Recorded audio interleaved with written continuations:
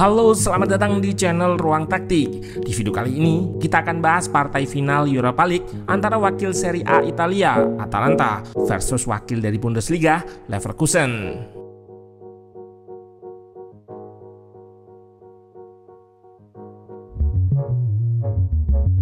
Atalanta mengakhiri catatan manis Leverkusen musim ini setelah berhasil memberikan kekalahan perdana kepada tim asuhan Xabi Alonso tersebut. Gak tanggung-tanggung, tim asuhan Gianpiero Gasperini ini mengalahkan Leverkusen dengan skor telak 3-0 di partai final. Dari aspek statistik, terlihat kedua tim bergantian mendapatkan momentum.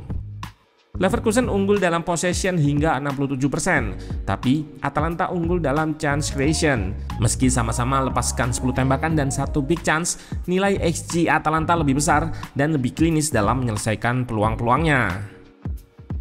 Dari aspek taktikal, high press man-to-man marking Atalanta berhasil menyulitkan Leverkusen dalam melakukan bangun serangan dan membuat permainannya nggak berkembang. Sebelumnya, tim asal Italia ini juga menerapkan ide taktik yang sama ketika mereka berhasil mencukur Liverpool 3-0 di Anfield.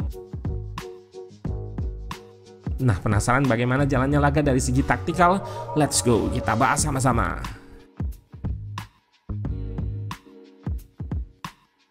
Kedua tim turun dengan formasi yang sama, 3-4-2-1. Barisan pertahanan Atalanta diisi oleh Jim City, Hien, dan Kolasinac. Di tengah, Koopmeiners berduet dengan Ederson. Keduanya diapit dua wingback asal Italia, Matteo Ruggeri dan Davide Zappacosta. Di lini depan, Gianluca Scamacca ditopang oleh Ademola Lookman dan De Ketelaere sebagai double number 10. Leverkusen pada laga ini tampil tanpa striker murni. Amine Adli diplot sebagai false nine di depan. Selain itu yang menarik, Frimpong yang biasa bermain di posisi wingback kanan kali ini didorong lebih ke depan bersama Florian Wirtz.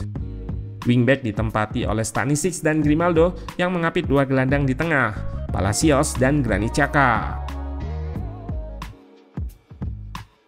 Atalanta langsung menerapkan pressing berbasis man-to-man saat Leverkusen bangun serangan.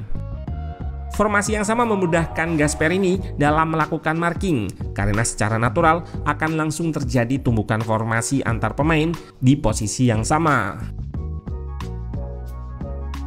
Terlihat di sini, 3 penyerang di depan akan marking 3 center back Leverkusen. 2 gelandang marking 2 gelandang dan wingback marking wingback di area kelebaran. Di belakang blok press ada salah satu center back Atalanta yang akan step up untuk menutup pemain Leverkusen di ruang antar lini.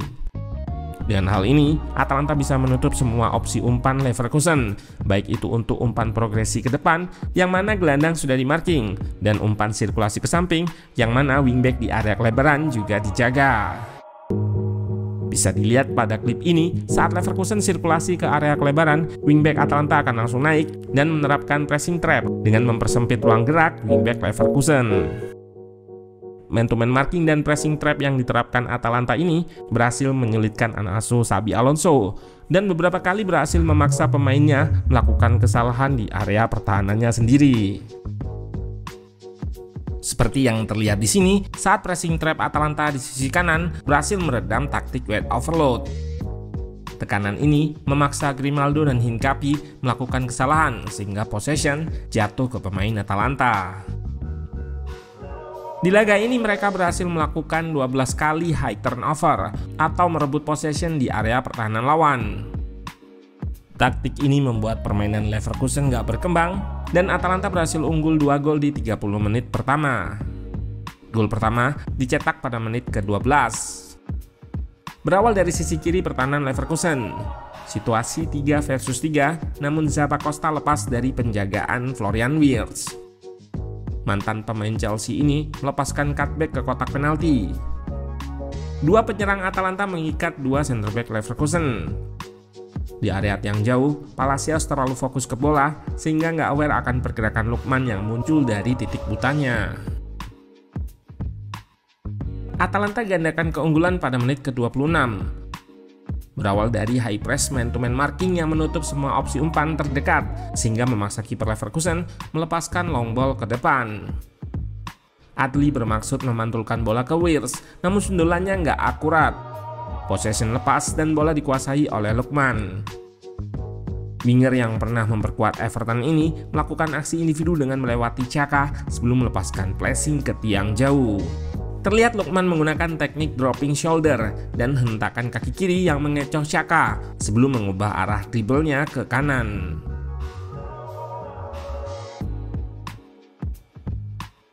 Selain blok press di depan yang mengganggu build up Leverkusen, backline Atalanta di belakang juga berperan penting dalam redam serangan. Backline-nya harus cermat dalam menjaga ruang antar lini, dan di saat yang bersamaan juga harus menjaga ruang di belakang agar tidak terekspos. Salah satu center back Atalanta berperan untuk mengcover ruang antar lini yang cukup lebar saat dua gelandangnya naik. Terlihat di sini, Leverkusen menggunakan umpan-umpan pendek untuk menarik dua gelandang Atalanta dan mengekspos ruang antar lini dengan Florian Wirtz. Namun skema ini bisa digagalkan oleh Gin City yang melakukan man marking kepada Wirtz. Problem lini depan Leverkusen adalah tiga penyerangnya yang seringkali kalah duel dengan back-back Atalanta yang punya keunggulan fisik.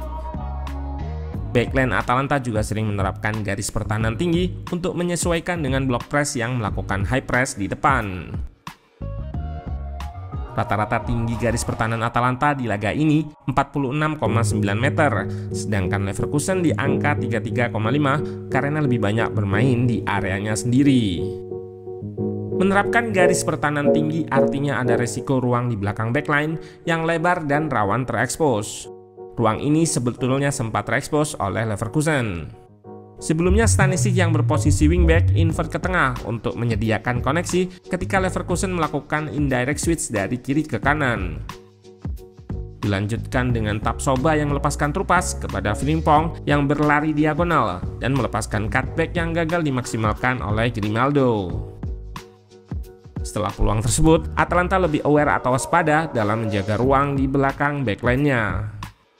Terlihat pada beberapa klip ini, Ruggieri menjaga posisinya dengan tidak terlalu naik mengikuti Frimpong.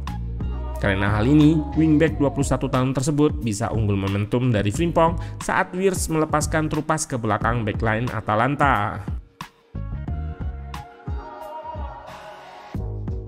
Untuk mengatasi problem lini depan yang sering kalah fisik, Alonso memasukkan Victor Boniface yang memiliki keunggulan fisikal untuk berduel dengan back-back Atalanta. Penyerang asal Nigeria ini menggantikan Stanisic dan Frimpong dikembalikan ke posisinya sebagai wingback kanan. Boniface beberapa kali bisa menahan bola ketika menerima umpan progresi. Meskipun begitu, serangan-serangan Leverkusen masih belum bisa menembus pertahanan Atalanta. Gasperini juga melakukan perubahan dengan memasukkan gelandang Mario Pasalic menggantikan De Ketelaere yang bermain di posisi winger.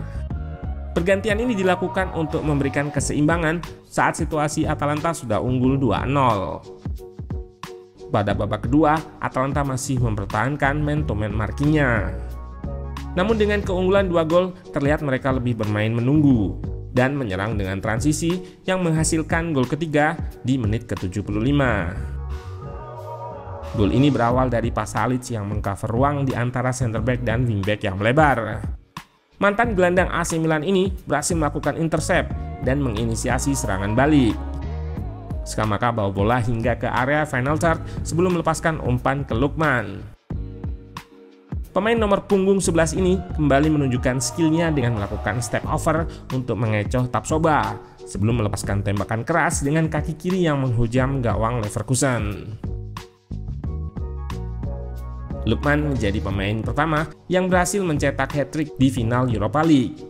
Selain memutus unbeaten Leverkusen, kemenangan ini juga mengunci gelar Europa League bagi Ladea. Gelar ini merupakan trofi pertama bagi Gasperini selama karir melatihnya. Juga jadi trofi pertama bagi Atalanta sepanjang sejarah klub. Pelatih Italia masih berbicara di kancah Eropa.